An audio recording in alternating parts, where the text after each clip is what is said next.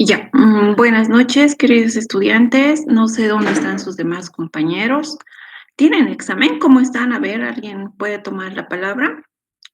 ¿Están con algún examen? ¿Por eso no han asistido o qué es lo que ha pasado? Buenas noches, doctora. ¿Cómo Sí están? teníamos un examen y recién estamos regresando a nuestras casas. Yo también recién Ah, ¿de terminando. qué? Ya, ¿de qué Inmunología redes? teníamos, doctora. Ah, ya, Eh, ya. a las Bueno, 4 creo que empezamos, doctora. ya. Bueno, entonces. Ya. Bueno, vamos a empezar con la clase, ¿sí?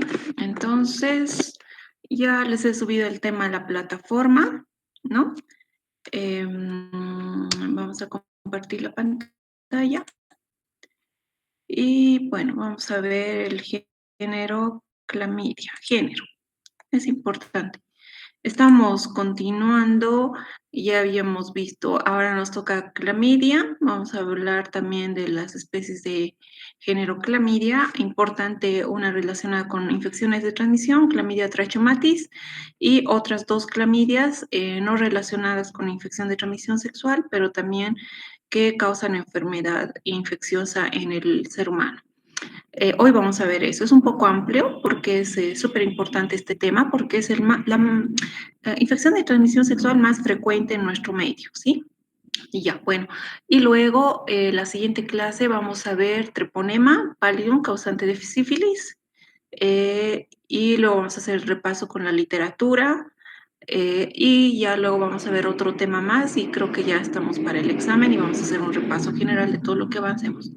Sí, bueno, entonces pongan atención porque este tema es muy importante, interesante, además también lo van a exponer sus compañeros porque las ITS, infección de transmisión sexual, están cada día en aumento en la población juvenil y obviamente ustedes como personal de salud, como futuros profesionales y además como estudiantes de microbiología, tienen el deber de conocer y saber que estos microorganismos, porque son microorganismos, bacterias, virus, causantes de estas enfermedades infecciosas tan frecuentes en nuestro medio, pues deben saber, ¿no? Cómo atacan al ser humano para orientar a sus amigos, compañeros, familiares, ustedes mismos.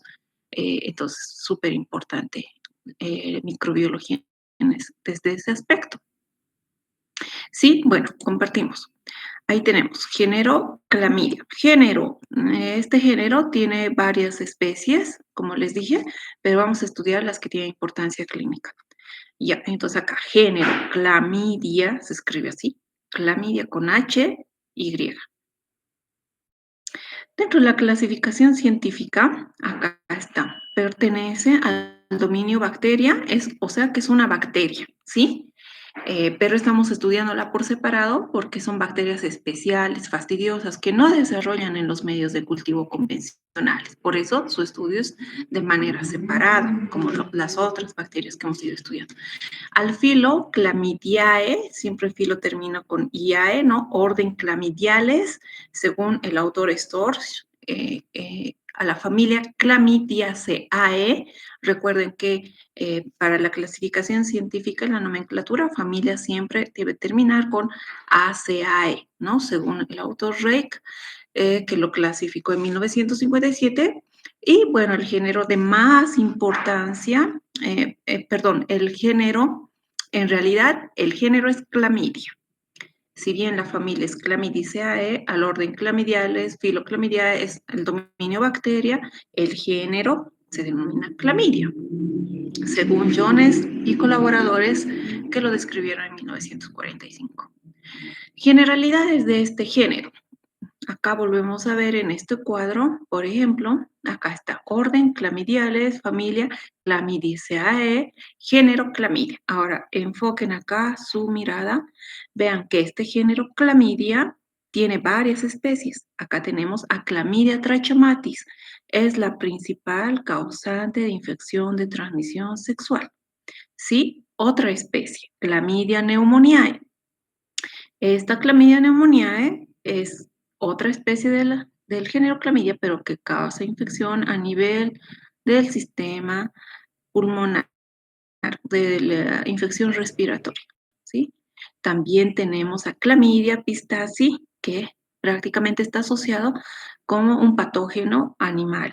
Es una zoonosis que causa infección en el humano, pero a través de animales.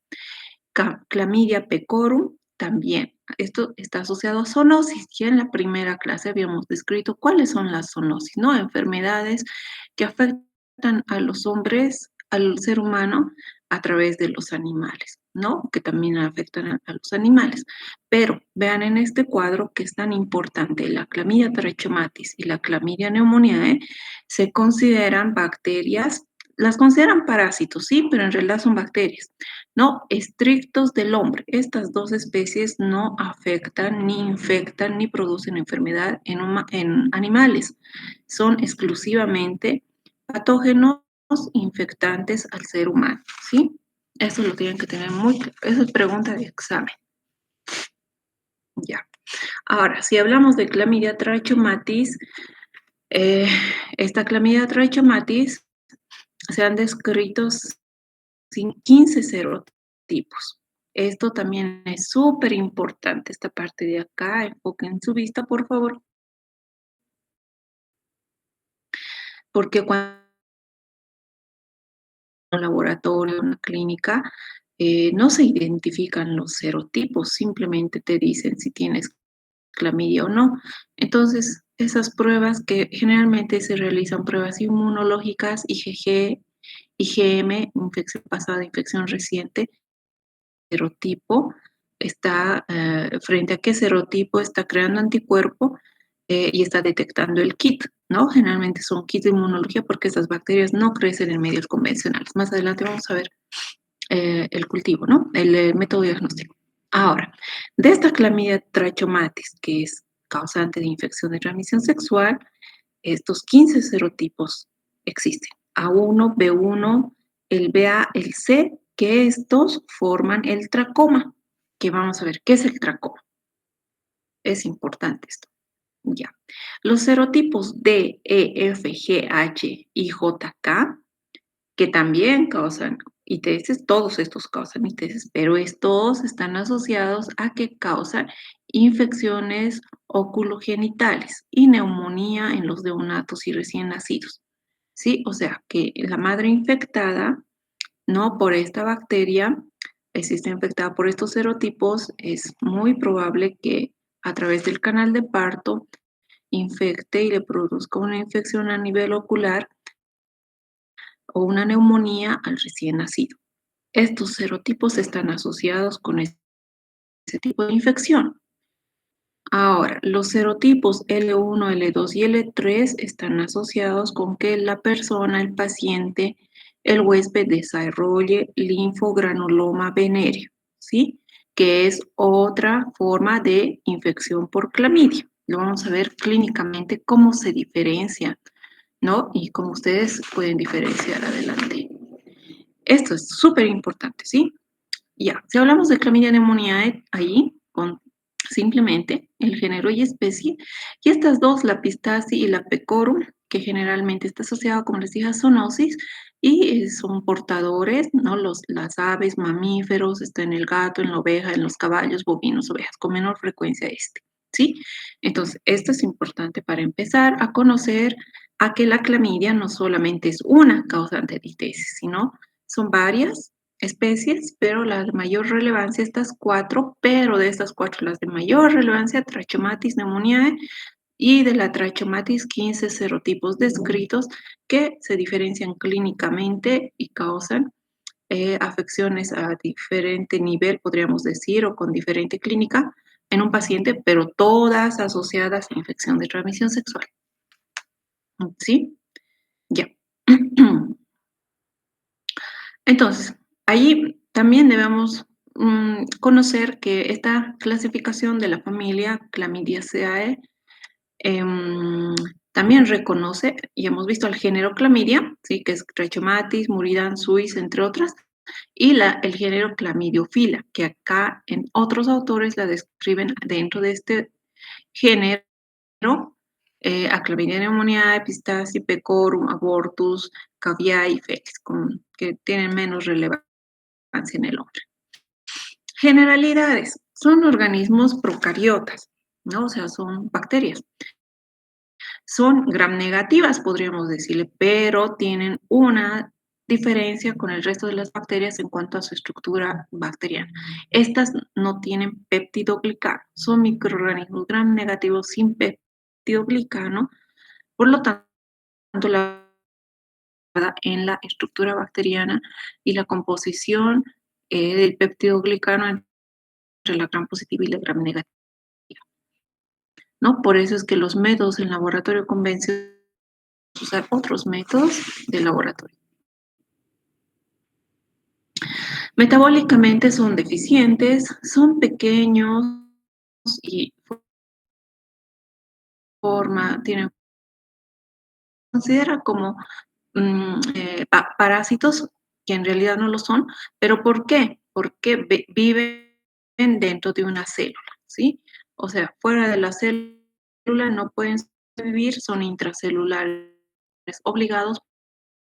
Su ciclo de desarrollo intracelular característico lo hacen por fisión binaria, como las bacterias hemos visto, ¿no? En metabolismo bacteriano, que es por fisión binaria en 48 horas, donde forman un corpúsculo elemental, que es el agente infeccioso, y un corpúsculo reticulado o inicial, que lo vamos a ver. ¿Sí? Entonces, el agente infeccioso es el corpúsculo elemental en su ciclo de desarrollo dentro de la célula. Por eso es que en los cultivos no nos desarrolla, porque necesita una célula para poder crecer, desarrollarse. Entonces, eso es in vitro lo propio, ¿no? In vitro no va a crecer en los agares, necesita células, por lo tanto, desarrollan en cultivos celulares, ¿sí? Que eso es muy complicado establecerlo en un laboratorio.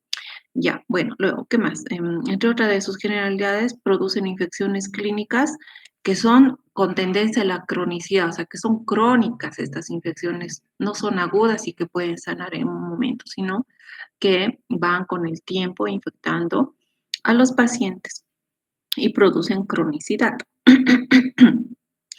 Entonces, las propiedades de las formas celulares de clamidia, por ejemplo, ahí hemos dicho que tienen corpúsculos elementales y corpúsculo reticulado. El corpúsculo elemental es el agente infeccioso y el reticulado es el inicial, ¿no? Entonces, este es el agente infeccioso y este es el inicial, ¿no? En su tamaño podemos ver una comparación aquí en la tablita que los corpúsculos elementales son más pequeños que el reticulado. Su morfología, como dijimos, es esférica, parte central más densa, acá es ovalada homogénea, su forma es infectiva y como cuando está en corpúsculo reticulado es no infectiva, cuando está en corpúsculo elemental es infectiva. Su pared celular acá es rígida, acá permeable, su material genético ADN compacto, acá difuso, presenta antígenos de superficie, tipo específicos, acá específicos de especie, su actividad metabólica, replicación, acá es negativa, acá positiva, y su localización acá está fuera de la célula. O sea que los que están fuera de la célula son los que infectan y los que están dentro de la célula intracelular no están en su forma no infecciosa, ¿sí?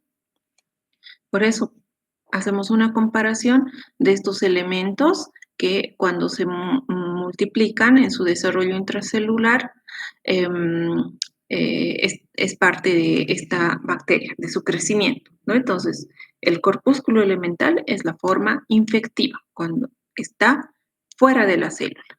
Cuando está dentro de la célula es la forma no infecciosa. Pregunta de examen. Y ahí tenemos las características de las especies de clamidias. Ya, tenemos acá, por ejemplo, clamidia trachomatis, clamidia pneumoniae, clamidia pistaci. Serovariedades, acá describen algunos autores 15, 18, hospedero humanos, acá pájaros y mamíferos, que causa la clamidia trachomatis, como hemos visto en el cuadro inicial, tracoma, ¿no? Linfogranuloma venérea, ITS y neumonía o infecciones oculares en el recién nacido, ¿no? A través de las mamas infectadas. La clamidia neumonía, infección a nivel respiratorio, ¿cuáles? Neumonía, bronquitis, enfermedades coronarias por aterosclerosis también, y la TASI, la relacionada con zoonosis, en el hombre, en el ser humano, causa neumonía, fiebre de origen desconocido.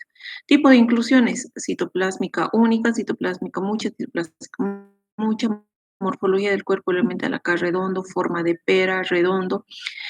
Presencia de antígenos en las proteínas de membrana, sí presenta, acá no presenta, acá sí presenta. Sensibilidad a los antibióticos. Clamidia trachomatis es sensible a tetraciclinas, macrólidos y sulfonamidas, que estas son opciones de tratamiento cuando un paciente está infectado, que vamos a verlo más adelante. Clamidia pneumoniae es sensible a tetraciclinas, macrólidos, resistente a sulfonamidas en comparación a Clamidia trachomatis, ¿no? Vean la diferencia, su resistencia de base a sulfonamidas y acá su sensibilidad. Y Clamidia pistacis, sensible a tetraciclinas, macrólidos y también resistente a sulfonamidas. Ya, esas son características de las 3 especies de clamidias causantes de infección en seres humanos y está asociada a zoonosis. Ciclo de vida ahí. Es su corpúsculo elemental, que desde ahorita vamos a ver en una imagen, que es el agente infeccioso, ¿no? Y el reticular, que este es intracelular y este es extracelular. Ya, entonces el corpúsculo elemental acá posee afinidad por las células epiteliales, ¿no? Por eso está dentro de la célula, perdón, el corpúsculo elemental que está fuera, agente infeccioso que está fuera de la célula, ¿no? Se desconoce la identidad precisa de las adhesinas de las clamidias. Los proteoglucanos localizados en la superficie de Clamidia trachomatis representan la posibilidad más cercana para la interacción entre los corpúsculos elementales y la célula del huésped y tienen potenciales adhesinas, como cuáles la proteína principal de membrana externa MOP, la MOP glicosilada y otras proteínas de superficie que son factores de virulencia, adhesinas potenciales para prácticamente que tienen afinidad con las células epiteliales del huésped. Y ahí tenemos su ciclo de vida. Vean acá, esta es la célula del huésped, ¿sí? Estamos viendo el caso del desarrollo, el ciclo de vida de la bacteria a través, digamos, de una relación de transmisión sexual de una persona infectada con una huésped. Acá está la célula del huésped, este es el núcleo de la célula, ingresa. ¿Quiénes hemos dicho que eran los infectantes? Los que están fuera de la célula, ¿sí? Entonces acá, el cuerpo elemental que está fuera de la célula. Ingresa el cuerpo elemental, estas son, ¿no? Ingresa, acá, va a ingresar, entrada dentro, va a formarse acá la vacuola y va a ingresar dentro de la vacuola de la célula del hospedero. Acá va a existir la diferenciación a cuerpo reticulado en unas 8 a 10 horas. Acá está el cuerpo reticular, ¿no? Luego, en esta fase va a ver la replicación por fisión binaria. Vean, ¿no ven? Todas las bacterias se dividen primero en dos, dan lugar a dos células hijas. Cada una de estas da lugar a dos células hijas, esta otra dos, cada célula dos células hijas, y así es la replicación por fisión binaria. ¿Recuerdan que hemos visto en las bacterias? Entonces, eso es lo que ocurre. Cada célula da lugar a dos células hijas y cada célula dos células ya se van replicando. Acá existe el cuerpo de inclusión de estructura granular, que son los fagosomas. Luego que se van replicando, la conversión de cuerpos reticulados en cuerpos elementales se va formando. Estos se convierten en cuerpos elementales. Ingresó como cuerpo elemental, ¿no? Acá ingresó la vacuola, formó el cuerpo reticular, se multiplicó, se replicó y acá vuelve a formar cuerpo elemental y acá existe la liberación. Esta célula libera los cuerpos elementales y estos están listos para infectar a una nueva célula. Y así es todo el ciclo. ¿Sí? Entonces, este ciclo complementa muy bien a este cuadro, corpúsculos elementales, ¿no? La forma es infectiva porque están prácticamente fuera de la célula. Los que están dentro de la célula no son infectivas. Ahí tenemos, fuera de la célula, listos para infectar a una nueva célula. Mientras estén dentro de la célula, no son infectivas. Ese es el ciclo de vida y es de esa manera que van infectando una célula, otra célula, otra célula y otra célula en el huésped. Y más las adhesinas que tienen, que son potenciales, ¿no es cierto? estos 3 factores de virulencia importantes para infectar a la célula huésped. ¿Ya? Ahora, en cuanto a su estructura antigénica, el antígeno de grupo específico del género Clamidia tiene lipopolisacáridos termoestable y se ha identificado como polisacárido ácido 2-keto 3-desoxioctónico. En la membrana externa tiene antígenos específicos de especie, ¿cuáles? Clamidia trachomatis y Clamidia pistaci. Entonces, se caracterizan por su naturaleza proteica y termolábil, tienen fracciones antigénicas que esto se los puede detectar por inmunofluorescencia. Además, antígenos específicos de 15 serotipos, los que hemos mostrado, que se caracteriza por su naturaleza proteica, permite diferenciarlas, además, en las especies en serotipos mediante métodos generalmente inmunológicos, porque serotipos estamos hablando de, ¿no? De identificarlos en sangre, induce la presencia de anticuerpos neutralizantes de la infectividad.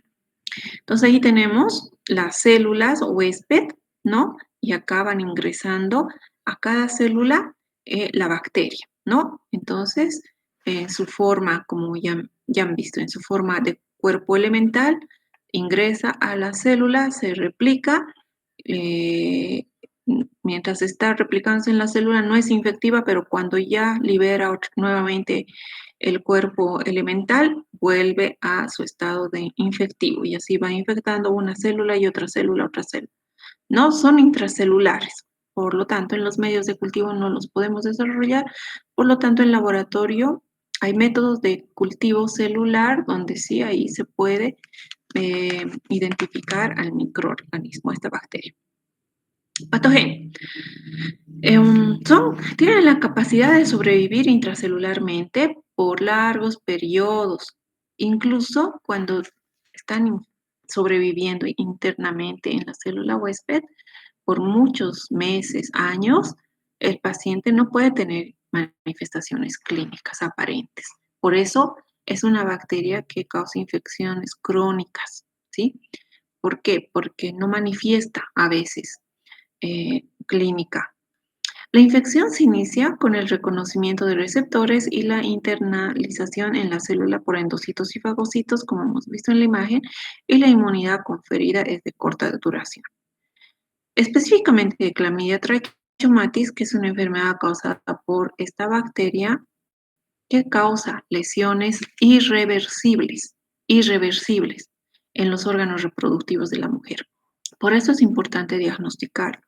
Presenta síntomas, las especies que pueden presentar síntomas de 1 a 3 semanas después de que haya ocurrido el contagio, ¿no? Después de la relación sexual que haya tenido la persona infectada con la persona susceptible, de 1 a 3 semanas. Puede una semana, 2 semanas, 3 semanas, más aproximadamente es el periodo de incubación donde una persona empieza a presentar síntomas. ¿Cuáles serán los síntomas? Hemos dicho, hay un cierto porcentaje que puede ser asintomático. Ahora vamos a ver cuáles son los síntomas. Es conocida como enfermedad silenciosa, por eso data la cronicidad, porque casi 3 de 4 mujeres infectadas y cerca de la mitad de los hombres infectados no van a presentar síntomas. Por eso es una enfermedad silenciosa. ¿Sí? Ya. Esta es una microfotografía electrónica donde vemos el corpúsculo reticulado, el corpúsculo intermedio y el corpúsculo elemental. Acá ya se van a liberar, ¿no? El elemental es el infectante, el reticulado todavía no. Bueno, es una fotografía electrónica que tampoco se ve muy claro. Ahora, el espectro clínico por las infecciones de Clamidia trachomatis. Entonces hemos dicho acá, esas son las serovariedades o los serotipos o serovariantes, el hospedero, quienes son, que produce, lo mismo que en el cuadrito inicial, acá desglosado de diferente manera. Esto es de Murray, microbiología, ¿no? Que también es parte de nuestra literatura, lo encuentran en el capítulo 39, que también lo vamos a revisar. Y las complicaciones, sí. Las serovariantes A, B, BA y C afectan a mujeres, hombres y niños. La infección que produce es el tracoma. Las complicaciones puede ser la ceguera en los recién nacidos, obviamente. Las serovariantes DK, B, D y K afectan a mujeres que causan en las mujeres cervicitis, itis, inflamación. Uretritis en los varones. ¿Se acuerdan que la gonorrea también causaba uretritis en los varones? Itis, inflamación de la uretra, ¿recuerdan? Había las uretritis gonocócicas, las que son causadas por gonococo, y las uretritis no gonocócicas. Entonces, una uretritis causada por Clamidia trachomatis en un varón es considerada una uretritis no gonocócica, ¿ya? Entonces, tiene que estar bien claro. Proctitis, también conjuntivitis, y las complicaciones, salpingitis, endometritis, perihepatitis, embarazo ectópico en las mujeres, infertilidad tanto en el varón como en la mujer, endometritis, posparto.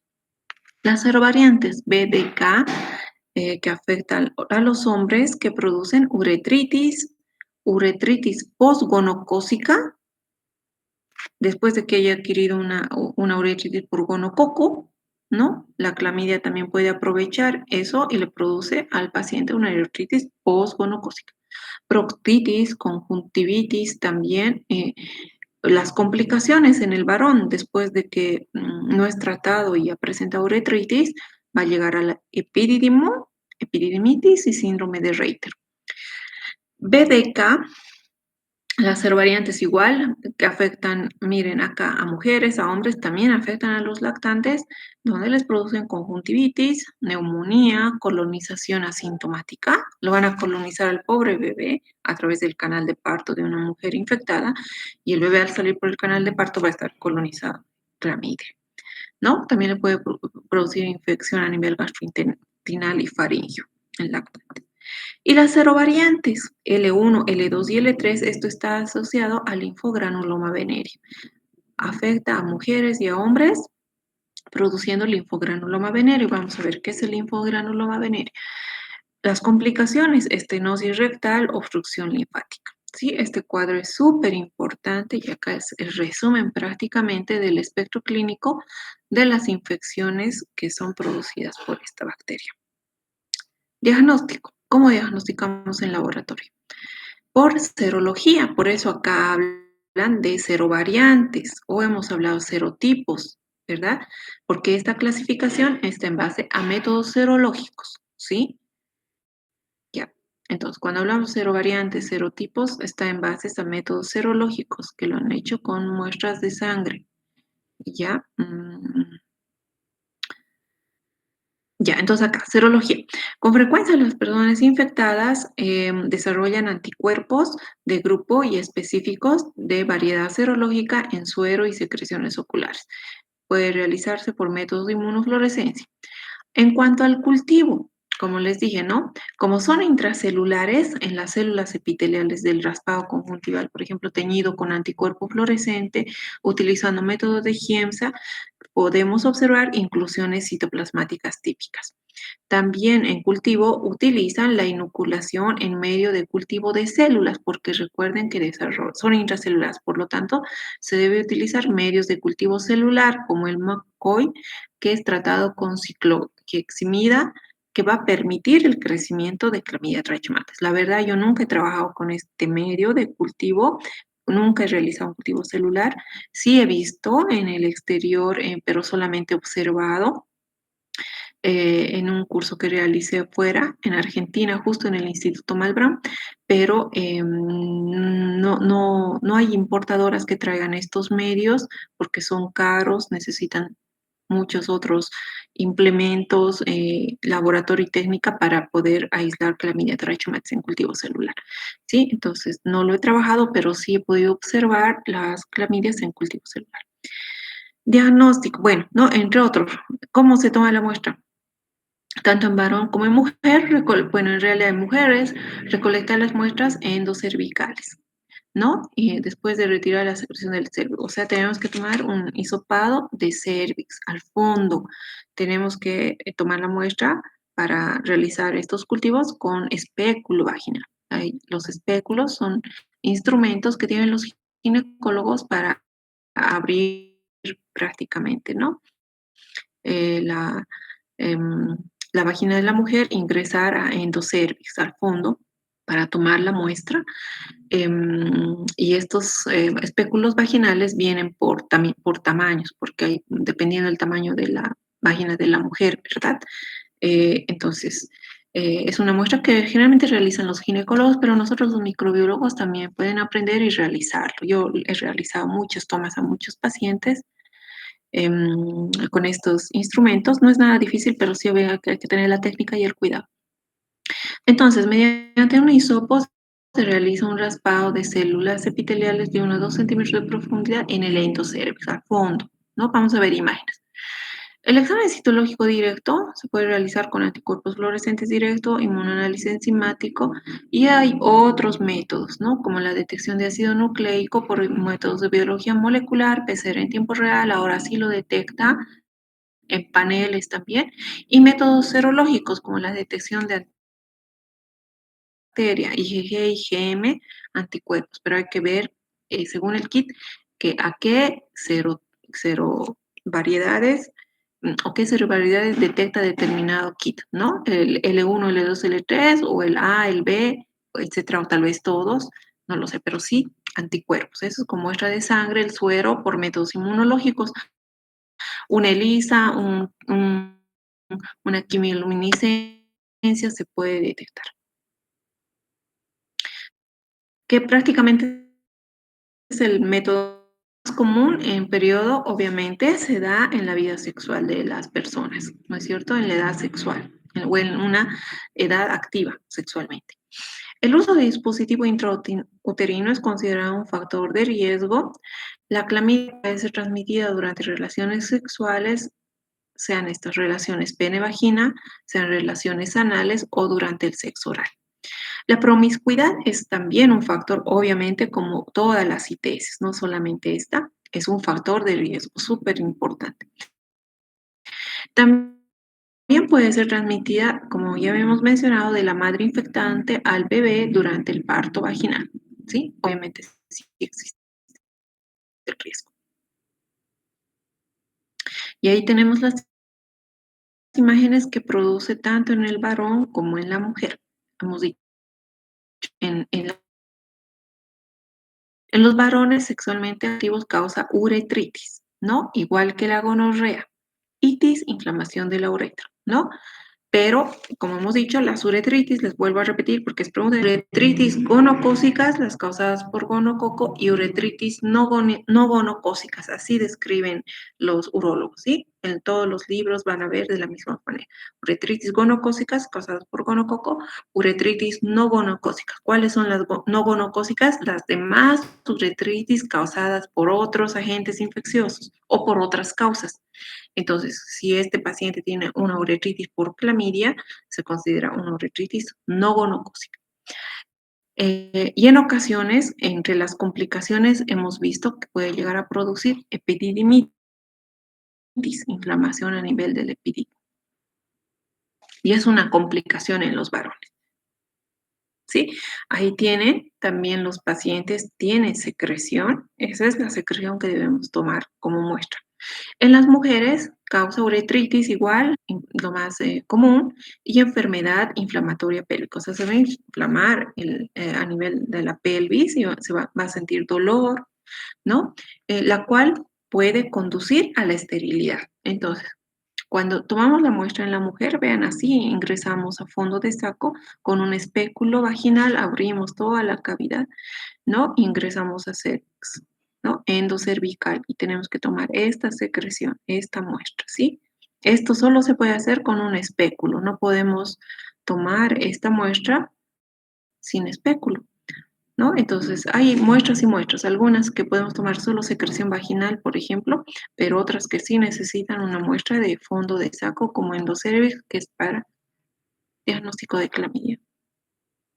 Pueden presentarse signos y síntomas, pero en ocasiones, como habíamos mencionado, puede pasar como asintomática tanto en la mujer como en el varón.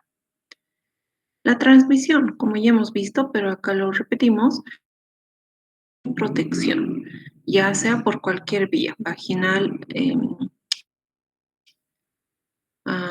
como hemos visto aquí, ¿no? ¿Dónde está? Pene, vagina, relaciones anales o relaciones sexuales, ¿no? Del parto ya hemos visto y también se transmite al ojo del bebé, ¿no? Bueno, esto al feto, ¿no? Pero también acá vemos imágenes, se puede transmitir al ojo con las manos, ¿no? O con otra parte del cuerpo, ¿no? Que esté infectado, que esté humedecido con la secreción infectales y va y se toca el ojo, también la persona puede de esa manera transmitir estos microorganismos sobre todo ocasionar infección ocular, ¿no? Entonces, importante siempre en todo, para todo, el lavado de manos. ¿Qué más? Estos gérmenes ascienden por el cérvix en la mujer uterino, especialmente en el periodo premenstrual y postmenstrual, por la alteración del tapón mucoso en esta etapa del ciclo que favorece el ascenso. Ya hemos dicho que provoca endometritis con infiltrado mononuclear, que es una complicación. Posteriormente va a invadir a las trompas de falopio y se va a adherir a las mucosas y así hasta que cause infertilidad.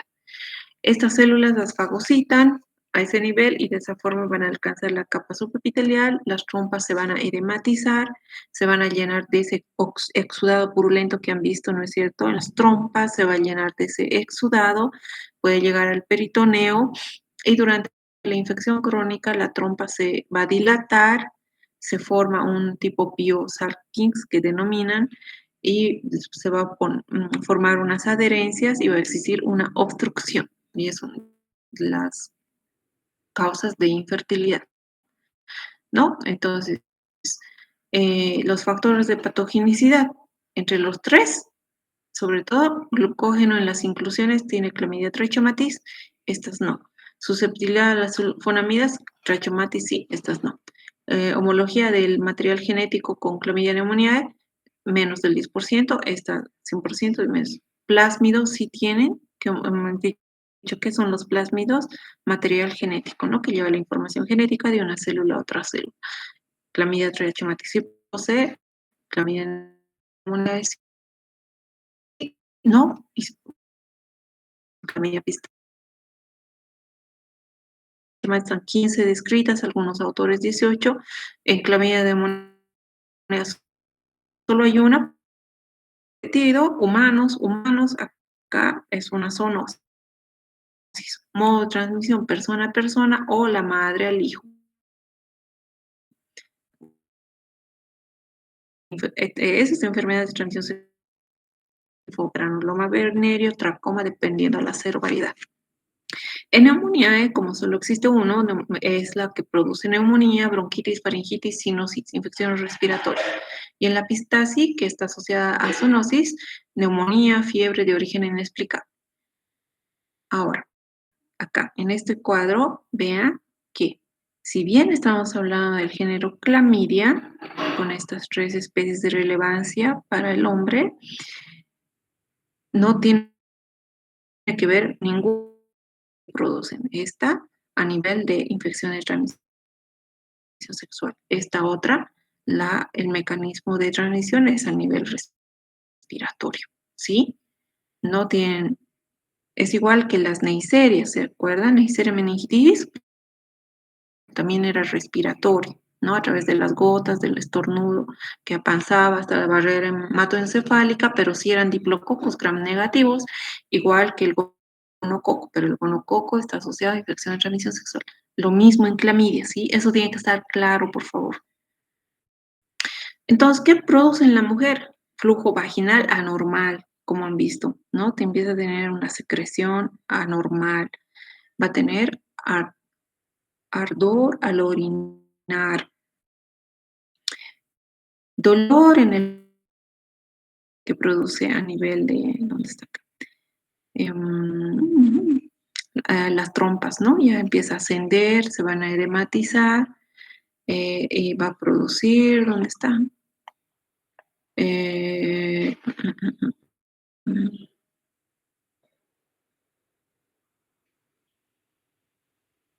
una cervicitis, pues, inflamación, sí. a nivel del vientre, ¿no? Ahí va a empezar a ascender. Dolor del en la paciente mujer en sangrado entre los periodos menstruales, ¿no? Que tiene un pequeño sangrado y puede estar asociado que esté infectada por clamidia, fiebre, dolor durante las relaciones sexuales, ¿sí?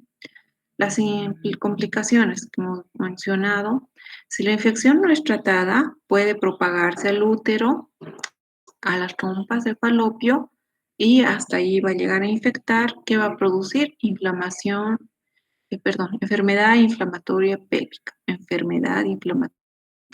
pélvica, ya cuando no es tratada, causando, y ahí les va a causar dolor pélvico ya crónico, infertilidad, puede llegar a la infertilidad, esterilidad, o si la persona que prácticamente el embarazo está implantado fuera del útero, no porque todo el útero está infectado. Sí. Entonces, esas son ya las complicaciones cuando una persona no es tratada. Otras complicaciones en la mujer, la clamidia puede ascender al tubo cervical, puede producir igual conjuntivitis por las manos, como hemos dicho, y bueno, la clamidia a nivel vaginal. Ahí tenemos una imagen de un embarazo ectópico, ¿no? Acá, donde prácticamente una mujer estaba infectada por clamidia. Acá, la misma imagen que hemos visto, pero esto es endocérvico, ¿no? Abriendo con el espéculo vaginal. Hay que tener mucho cuidado de qué tamaño de espéculo se va a utilizar para cada tipo de mujer, ¿no? Y se abre todo.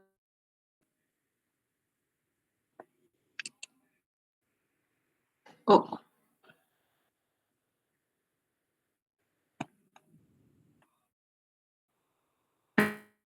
¿alguna pregunta hasta acá?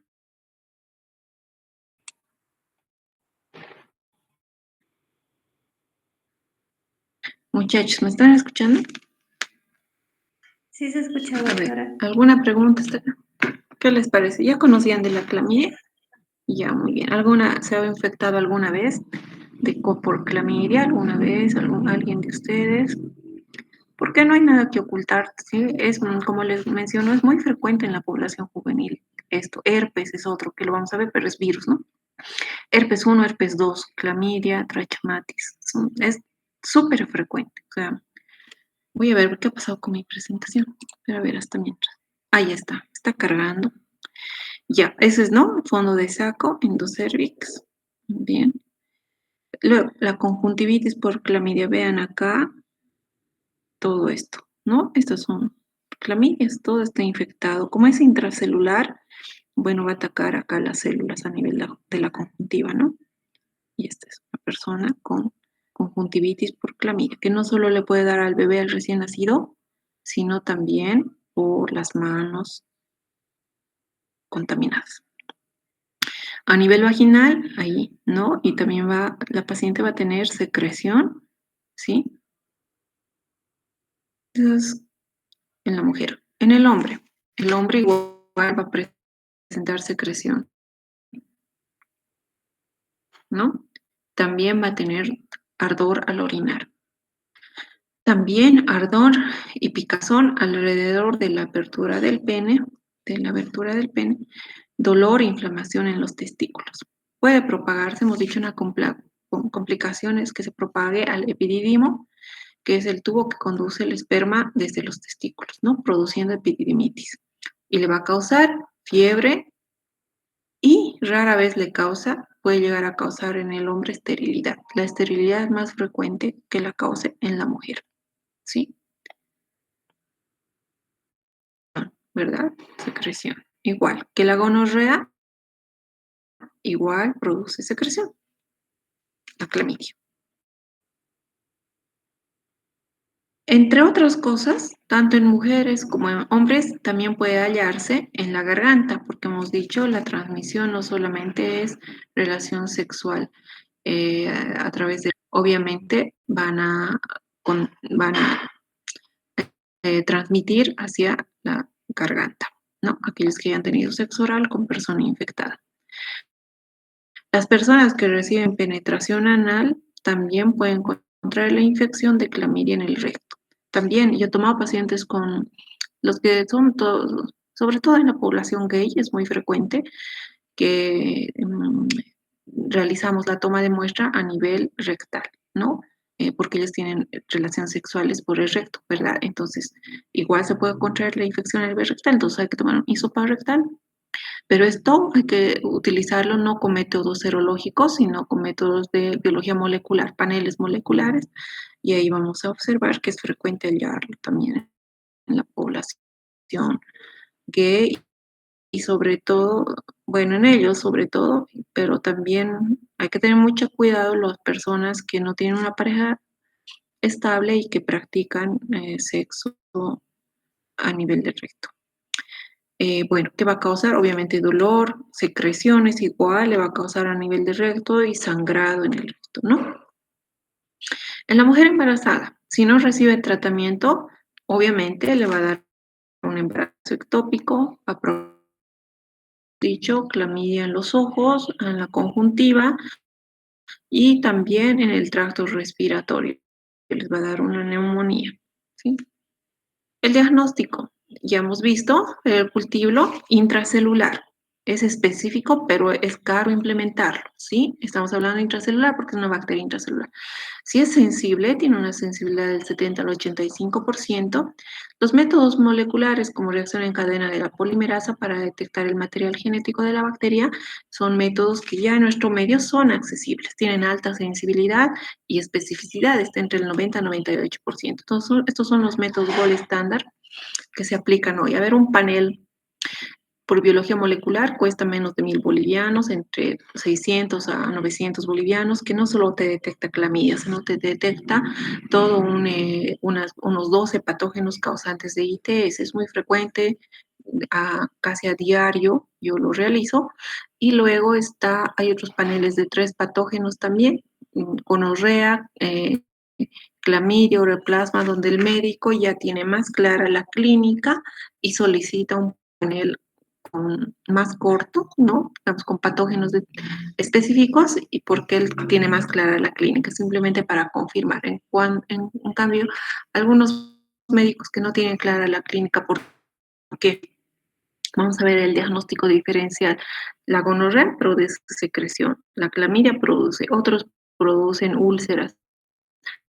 Es secreción, picazón, son comunes, ¿no? Entonces, el médico necesita realizar un diagnóstico diferencial, ¿no? Y para ello solicita tener más amplitud en las pruebas de laboratorio para confirmar qué patógeno está causando esa clínica que es confusa para él, que puede ser causada por muchos patógenos similarmente. No, o hay algunos pacientes, sobre todo los que tienen una vida más promiscua, que están coinfectados, no solamente les vamos a identificar clamidia, sino una cándida, un ureoplasma, una gonorrea con clamidia. A veces estas infecciones no vienen solas, vienen acompañadas siempre, porque ellas son un desequilibrio a nivel de nuestra microbiota, ¿no? Entonces, se presenta y el panel molecular te ayuda a detectar todo esto. Es muy útil, pero el costo es elevado, sí, pero es el mejor diagnóstico para las ITS. Ya, luego hay otros métodos como la inmunofluorescencia, que es sensible, tiene pero alta tasa de falsos positivos porque tiene reacciones cruzadas, puede tener. También están los inmunoensayos o inmunoensayos que se realizan con muestra de sangre, ¿no? Y donde vamos a detectar anticuerpos contra determinado patógeno, digamos, una CLIA, método de quimioluminiscencia o una ELISA, son métodos inmunológicos en inmunología han debido llevar, ¿no? Que se puede detectar anticuerpos contra la bacteria, ¿no? O sea, el paciente está infectado y obviamente va a desarrollar anticuerpos, su sistema inmune va a desarrollar anticuerpos. Esos anticuerpos detectamos, no en sí a la bacteria o al material genético como es el PCR, ¿no? Pero son muy útiles, son muy económicos en nuestro medio. Por ejemplo, a ver, de una clamidia IgG me cuesta 100 bolivianos aproximadamente, 200 bolivianos el estudio te puede costar, estoy hablando de costos intermedios, promedios, perdón. pero tienen baja sensibilidad y pueden tener tasa de falsos positivos. ¿Por qué? Porque no son gol estándar, sino son métodos que pueden dar reacciones cruzadas por otras causas y dar un resultado falso positivo. El médico tiene que tener muy clara la clínica para evitar estos falsos positivos, pero son muy útiles, ¿no? Al menos en nuestro medio. Entonces, el diagnóstico diferencia estos diagnósticos que pueden también llevarle al médico a la confusión de que sea una ITS y en realidad no lo es, como una apendicitis, embarazo ectópico, una rotura de un quiste que tenga una mujer, ¿no? Que es muy común los quistes en las mujeres, un aborto séptico, diverticulitis, una torsión de masa en los anexos, un IB, endometriosis, patologías relacionadas, pero que no puede estar asociada a ITS. En cuanto al tratamiento, en la etapa primaria y secundaria, la doxiciclina, esto no es para que lo utilicen, obviamente tienen que ser evaluados con el médico, pero es un tratamiento estándar que utilizan, ¿no? Doxiciclina 100 miligramos 2 veces al día durante Azitromicina es muy útil, lo utilizan mucho, 1 gramo en una dosis única puede ser. Doxiciclina 100 miligramos, 12 horas durante 7 días también. Eritromicina 500 miligramos cada 6 horas por 14 días. Y como terapia alternativa, tetraciclina 500 miligramos por cada 6 horas durante 14 días. El tratamiento lo tiene que instaurar el médico, ¿no? Pero estos antibióticos ya hemos hablado, ya hemos llevado en clasificación de antibióticos. La citromicina es muy utilizada en nuestro medio, ¿no? Pero la infección por clamidia, sino a sus parejas sexuales, si tiene parejas sexuales, o a su pareja sexual, ¿no? Entonces, ambos miembros de la pareja sexual tienen que realizarse el tratamiento.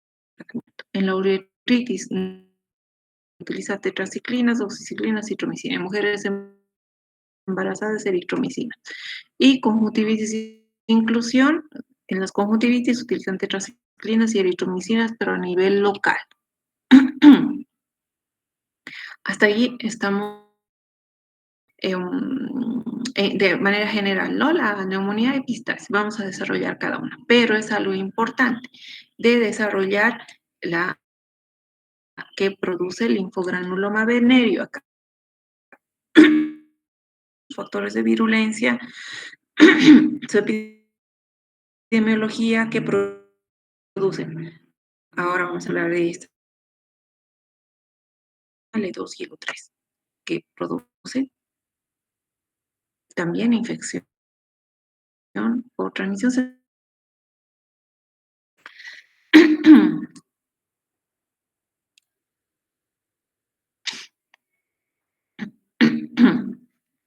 Y serotipos de clamidia trachomatis, ¿no? ¿Qué es el linfogranuloma venéreo? ¿Alguien alguna vez ha escuchado de esto, muchachas?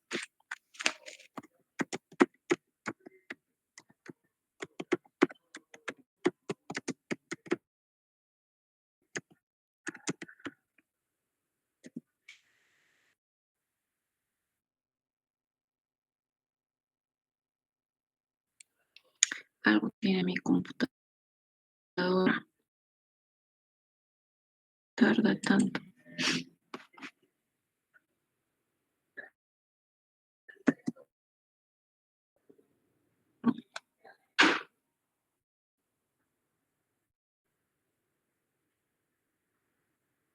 Nada que ver.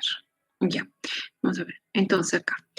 Linfogranuloma venéreo. Es una infección de transmisión sexual, pero es causada por clamidia trachomatis, los serotipos que son invasivos, que son el L1, L2 y L3, ¿sí?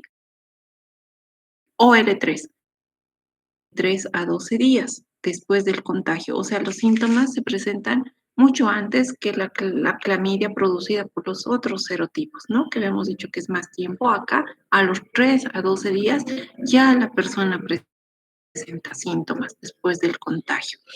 Pero en esta, el linfogranuloma, a diferencia de la causada por los otros serotipos de clamidia, que aparece secreción, en esta aparece una ampolla. Vean esta ampolla, ¿no? Miren acá a nivel de los genitales de la mujer, del hombre. Una ampolla que no duele, es indolora, pero esta ampolla se convierte en una úlcera, ¿sí? Luego, los ganglios linfáticos de la ingle van a aumentar de tamaño y se van a hacer sensibles al tacto. Aguárdame un momentito, por favor.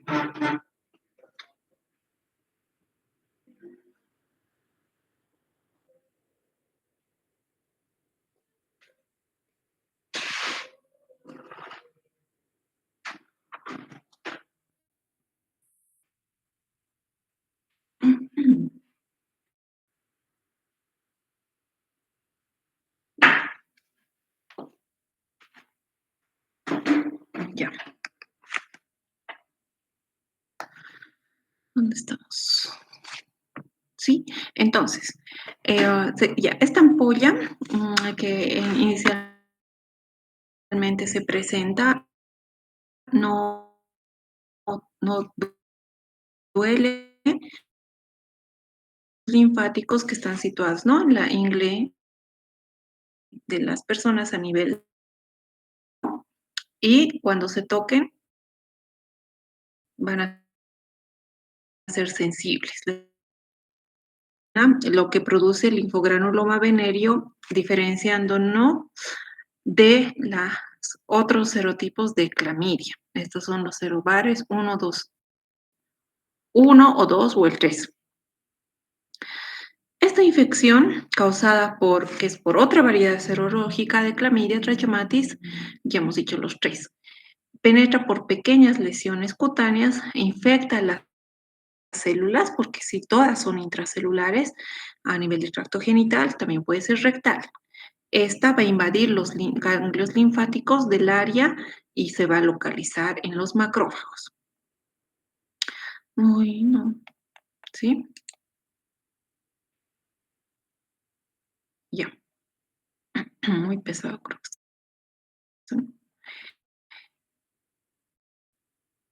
Eso es lo que producen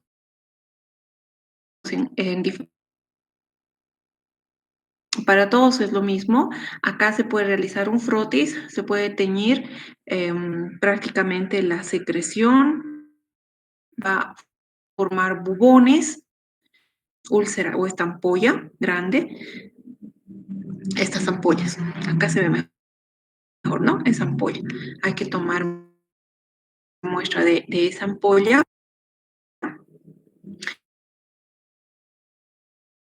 Es intracelular, no crece en los cultivos convencionales y se inocula en un cultivo. Dije, no, no lo tenemos en nuestro país, yo no he visto que nadie lo tenga. Y la serología, que se puede tomar una muestra de sangre igual para detectar de 2 a 4 semanas después del inicio de la enfermedad. El tiempo de incubación es más corto en comparación a los otros tipos de clamidia.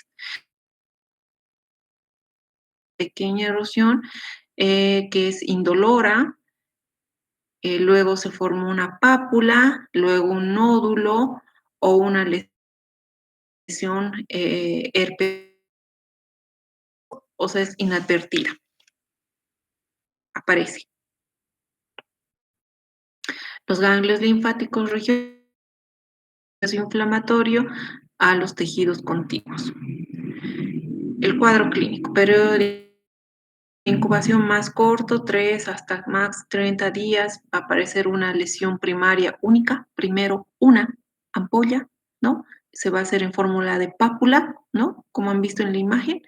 Luego la úlcera, que va a ser el petiforme, la lesión en la mujer se va a ubicar más o menos en la horquilla vulvar y en el cérvix, dentro igual, pero fuera también a nivel de la vulva se puede observar, a nivel de la horquilla vulvar y dentro también en el varón. en la uretra y en el escroto. No presenta al inicio ninguna sintomatología. Presenta que luego de ahí va a salir una pus que no les va a doler en un periodo secundario, es en un periodo primario. En un periodo secundario es más notorio el síndrome inguinal con crecimiento de la ingle que pueden empezar a coger un material, va a salir de los bubones, ahí va a salir de esas ampollas un material viscoso, se denomina bubón. Realizar el diagnóstico. En realidad, automáticamente, no automáticamente, pero se va a cerrar sola y deja una cicatriz retráctil. O puede también evolucionar formando un y doloroso también puede ocurrir. En la mujer